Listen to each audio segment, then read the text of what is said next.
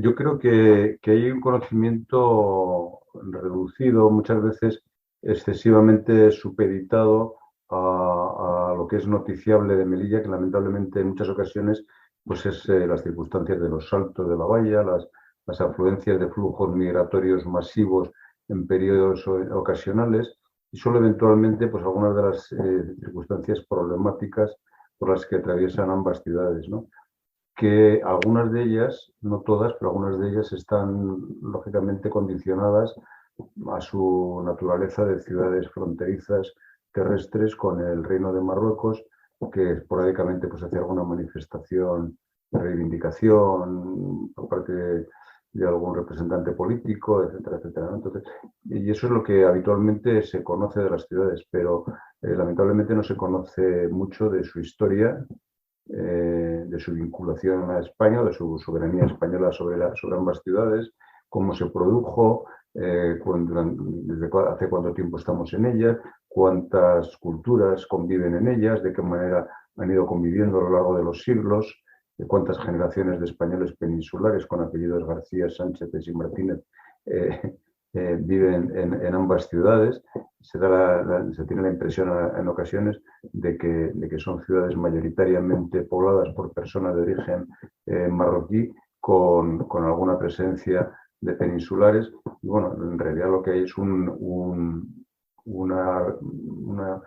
realidad de convivencia intercultural. Las realidades de ambas ciudades es de convivencia desde hace muchos siglos, con dificultades como en todas las comunidades, pero que han adquirido carta de naturaleza ordinaria. Las personas que son de hace muchas generaciones residentes en Melilla, de origen peninsular español, pues atestiguan que su grado de conocimiento de la realidad musulmana o de la realidad hebrea pues es muy afable, afectivo y hay muy buena convivencia, ¿no? Nosotros estamos en este momento siendo víctimas de un gobierno de coalición, o de disponer en España de un gobierno de coalición apoyado por fuerzas extragubernamentales para el sostenimiento de este gobierno, que tienen posiciones muy dispares, ¿no?, en lo que se refiere a las relaciones hispano-marroquíes. Y entonces, pues claro, Unidas Podemos reprocha mucho al Partido Socialista su cambio de posición con respecto a la posición de España con lo del Sáhara, en donde Unidas Podemos es mucho más beligerante que el Partido Socialista. Esquerra Republicana y Euskal Herria Bildu, que apoyan al gobierno desde el exterior, tienen otras posiciones también muy exigentes con Marruecos, menos que las que tiene el Partido Socialista, porque introducen en la coctelera otras variables, y eso hace que la imagen que arroja el gobierno español sea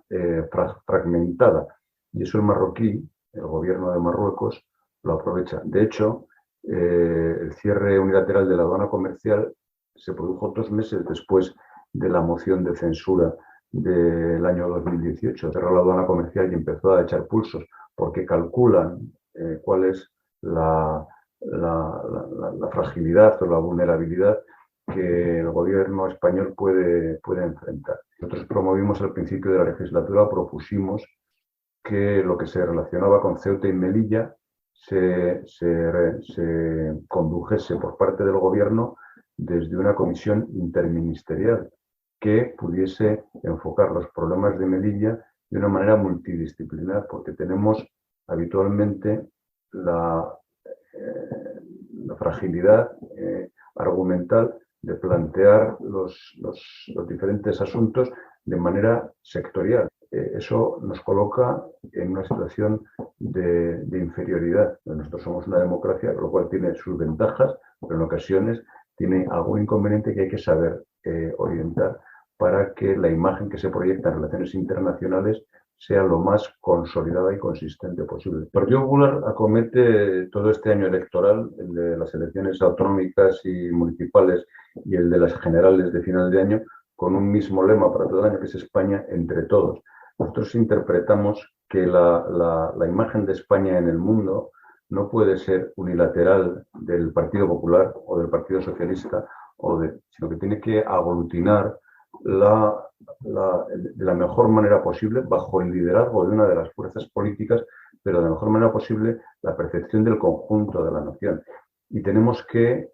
para los casos de Ceuta y Melilla, buscar la mejor relación posible con Marruecos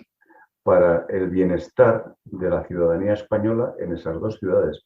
Pero el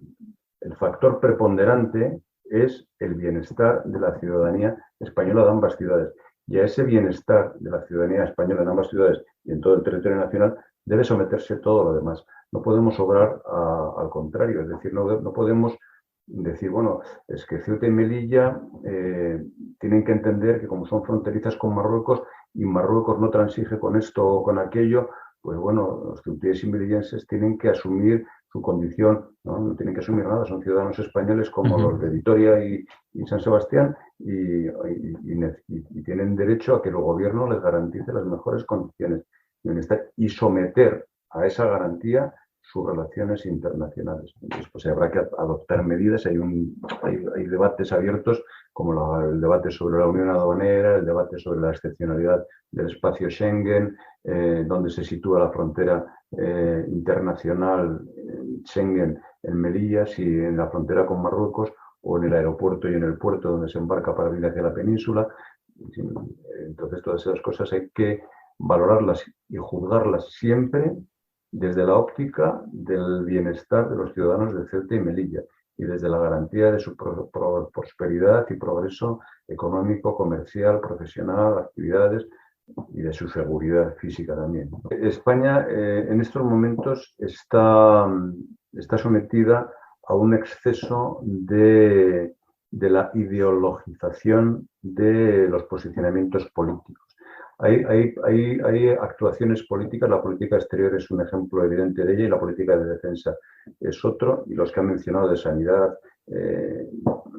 quizá en menor medida porque pueden estar más sometidos o la economía, a cómo se genera más riqueza o menos riqueza, entonces se puede estar un poco más sometido a ideologización. Pero lo que es la política exterior, la política de defensa, son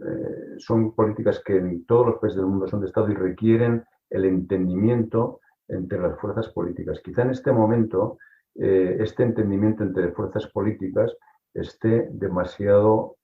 sacrificado por la satisfacción de posturas ideológicas sectarias o de partido, que son legítimas, pero que perjudican a la imagen colectiva de la nación. La democracia no es una dictadura ejercida cada 4 años por el que gana las elecciones o por el que consigue configurar un gobierno, sino que en un régimen democrático el que consigue configurar el gobierno tiene que adoptar posturas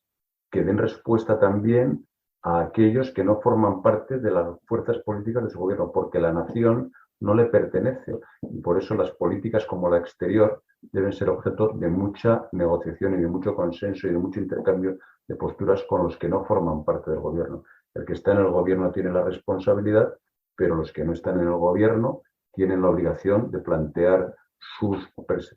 percepciones o perspectivas y el gobierno tiene la obligación de asumir parte de ellas porque lo que está gestionando no le pertenece en exclusiva a él, sino que pertenece a todos. Las convocatorias electorales de este año, que es España entre todos, porque hay que volver a retomar el espíritu de la transición, en el sentido de asumir que la realidad que gestionamos, porque se gestiona desde la política, por parte de los que gobiernan y por parte de los que están en la oposición, nos pertenece a todos y entre todos tenemos que llevarla hacia adelante.